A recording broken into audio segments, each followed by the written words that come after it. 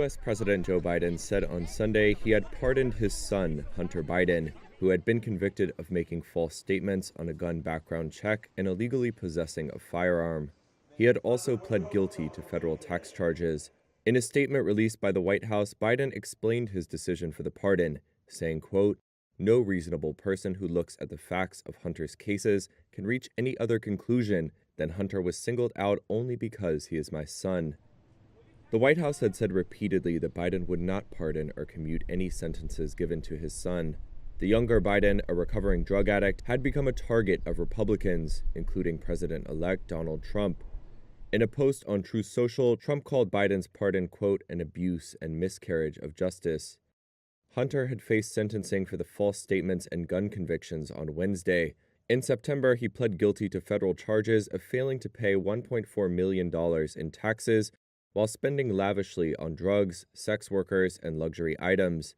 He faced sentencing in that case on December 16th. The president said people were almost never brought to trial for felony charges over how they filled out a gun form. And he said others who were late in paying taxes because of addiction but paid them back with interest and penalties as his son had, typically received, quote, "non-criminal resolutions to their cases." Biden Sr. said he hoped Americans would understand, quote, "why a father and a president would come to this decision." He said he had made up his mind over the weekend while celebrating Thanksgiving with his family, including Hunter. U.S. President-elect Donald Trump said on Saturday he wants former national security official Kash Patel to lead the FBI, signaling plans to carry out his threat to eject the Bureau's current director, Christopher Wray. 44-year-old Patel is a Trump loyalist who advised both the Director of National Intelligence and Secretary of Defense during the Republicans' first term in the White House. He has previously called for stripping the FBI of its intelligence-gathering role and purging its ranks of any employee who refuses to support Trump's agenda. That victim is Donald J. Trump.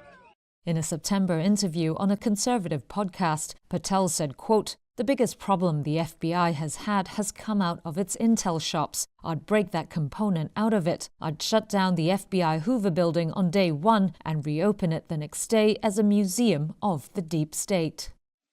Current Director Wray's term does not expire until 2027. FBI directors are appointed to 10-year terms by law as a means of insulating the Bureau from politics.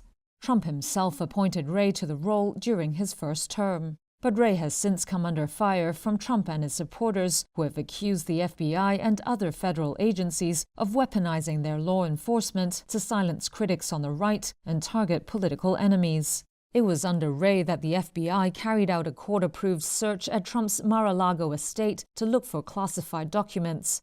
Wray has also faced criticism for his role overseeing a directive by Attorney General Merrick Garland aimed at working to protect local school boards from violent threats and harassment. An FBI spokesperson did not directly comment on Patel's nomination on Saturday, saying, quote, "Every day the men and women of the FBI continue to work to protect Americans from a growing array of threats. Director Wray's focus remains on the men and women of the FBI, the people we do the work with, and the people we do the work for." The appointment will need Senate approval. There will likely be pushback against Patel's nomination by Senate Democrats and possibly even some Republicans. Videos released by the Syrian volunteer group the White Helmets on Sunday showed blown-out buildings and vehicles in a residential area of Idlib and injured people being moved into ambulances. Military sources say Russian and Syrian jets struck the rebel-held city in the north of the country on Sunday, as President Bashar al-Assad vowed to crush insurgents who had swept into the city of Aleppo. Reuters cannot independently verify the date of the White Helmets video, although local reports said there were strikes in the area. At least 7 people were killed and dozens injured, according to rescuers at the scene. The Syrian army and its ally Russia say they target the hideouts of insurgent groups and deny attacking civilians. Idlib province has fallen completely under rebel control in the boldest rebel assault for years, in a civil war where the front lines had largely been frozen since 2020. Insurgents swept into the city of Aleppo on Friday night, forcing the army to redeploy in the biggest challenge to Assad in years. In remarks published on state media, Assad said, "Terrorists only know the language of force, and it is the language we will crush them with." Video from Saturday showed rebels toppling a statue of Assad's brother in Aleppo, while displaced residents like Hamoud al-Shiki Kiari returned for the first time since 2016.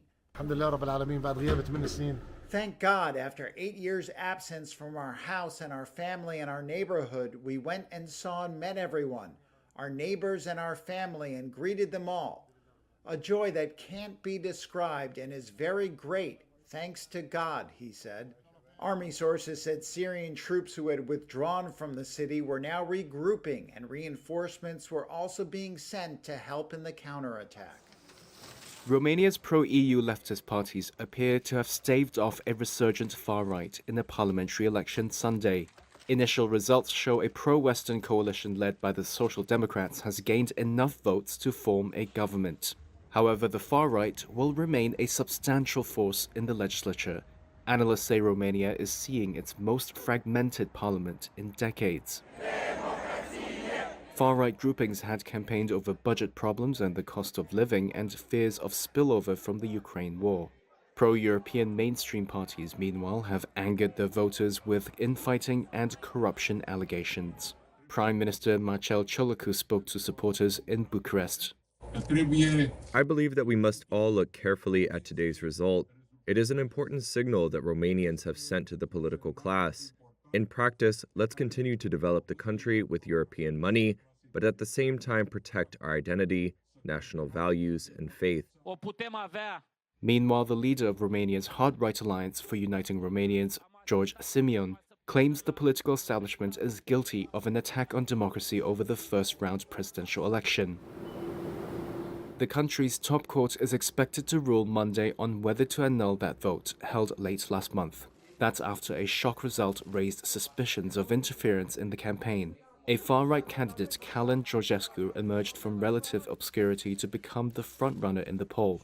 The result ushered in support for ultranationalist, hard-right parties, some with overt pro-Russian sympathies.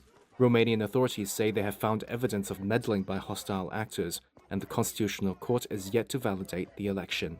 Sunday's vote was the second of 3 consecutive ballots for both a new parliament and a new president. Who gets to form the government will depend on who wins the presidential election, since the president designates a prime minister, and the timeline for that is unclear.